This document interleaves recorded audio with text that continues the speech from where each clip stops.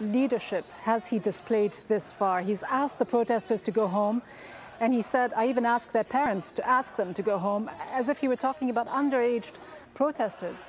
Has he struck the right tone in talking about these demonstrators?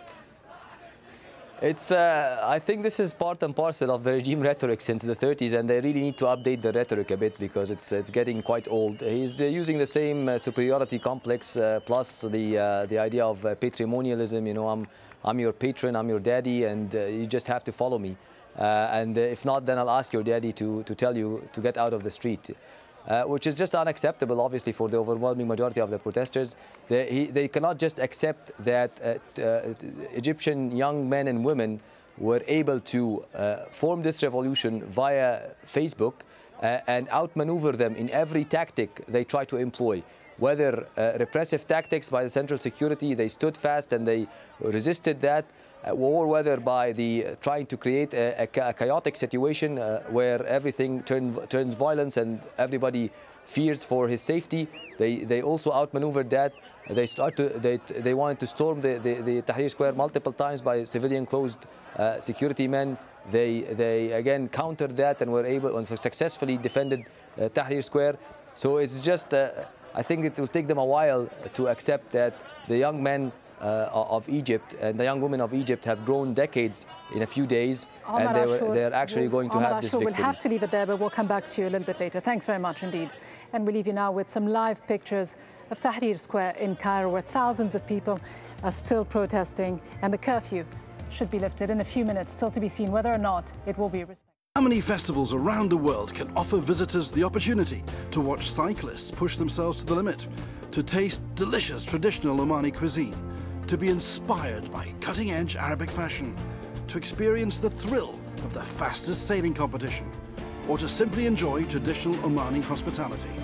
Whatever you choose to do, the whole family will be inspired by an event rich in experiences. The Muscat Festival. It's here, January 27th to February 24th. All sides, all views, all ways. Al Jazeera. I'm trying to give you IFB for our correspondent, Shireen Tadros. Sorry, I can't hear. Can you repeat? The Lebanese army have now been deployed across the capital. We can hear the sound of the Israeli drones just above us.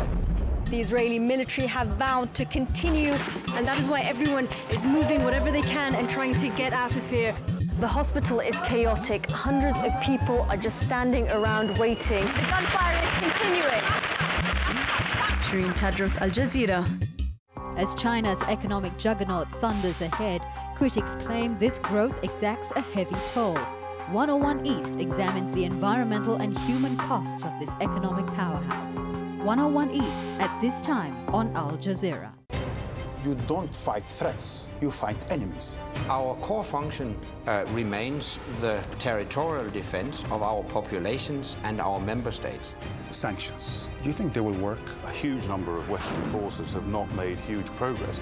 The public no longer even believes that, we are there because we are building democracy. Our empire is imploding. It itself is an illusion.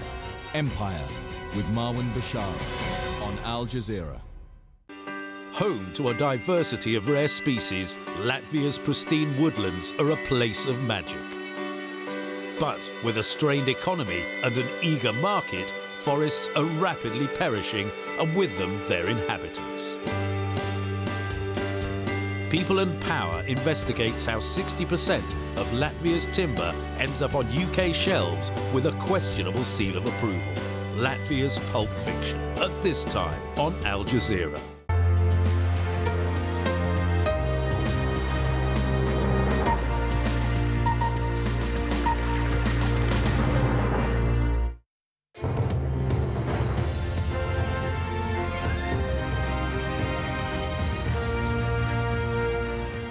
It's now 1700 hours GMT, that's 7 p.m. in Egypt. You're watching Al Jazeera's continuous coverage of the events in Egypt. I'm Rida Fakhri with our coverage on the crisis in Egypt, and live pictures there that you're seeing of Tahrir Square. Protesters still very much continuing to demonstrate, to demand the immediate resignation of President Hosni Mubarak. The curfew should be coming into effect right now.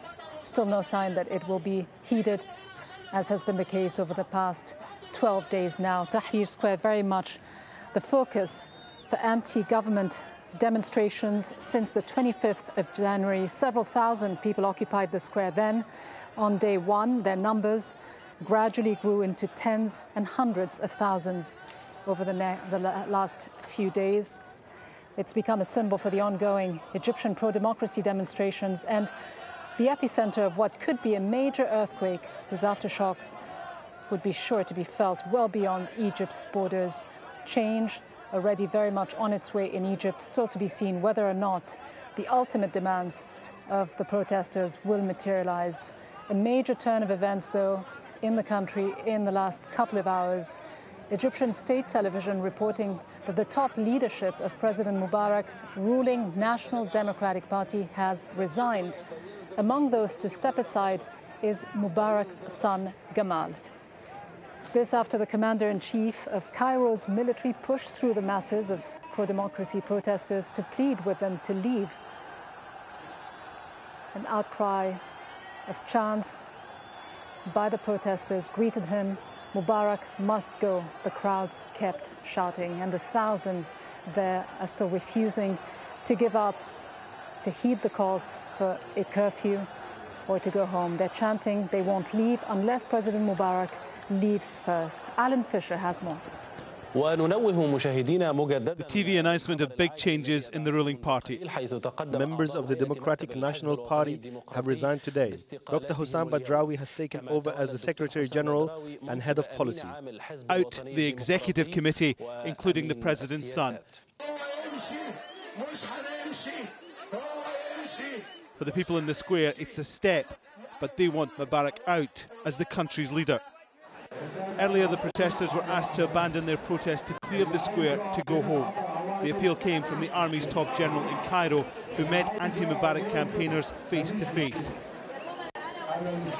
He asked them to think of Egypt and go, so business and life could get back to normal. In a message to the president, the crowd chanted, "We're not leaving, he is leaving." The government has tried to get things back on track throughout Saturday. It started with the president meeting senior members of his cabinet and talking about the economy.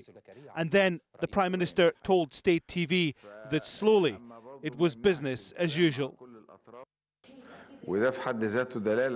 I mean, for every day that goes, stability returns and we are more hopeful. We no longer see the events happening like last Friday, and security forces are gradually returning. Today you don't hear about more clashes, which shows that generally things are getting better.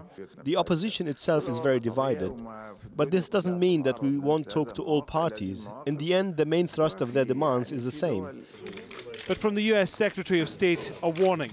Egypt and the Middle East is facing a perfect storm of circumstances, and so changes have to follow. The status quo is simply not sustainable. So for all our friends, for all the friends in the region, including governments and people, the challenge is to help our partners take systematic steps to usher in a better future. Night has come to Liberation Square, and with it inevitably a rise in tension, a worry of what the darkness may hide and may bring. It's clear the government wants the protesters to move. What is equally clear, they have no intention of going anywhere. Alan Fisher, Al Jazeera.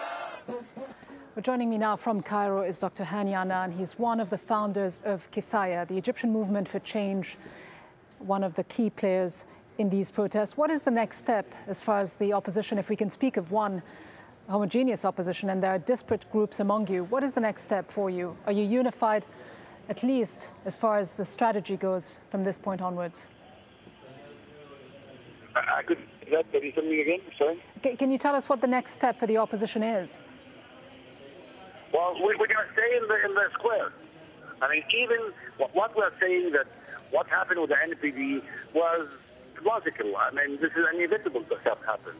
I mean, after the scandal and the biggest scandal that ever happened between any party in Egypt, that is, whatever supporters come to the civil, peaceful demonstrators against the regime and attack them with thugs, with firearms, with all of this, while the president did not finish his speech, his compassionate speech that he wants to put the guy, some of the people on his side. Before we end, the Egyptian opposition offered 10 people as killed, and we had more than 2,000 people injured.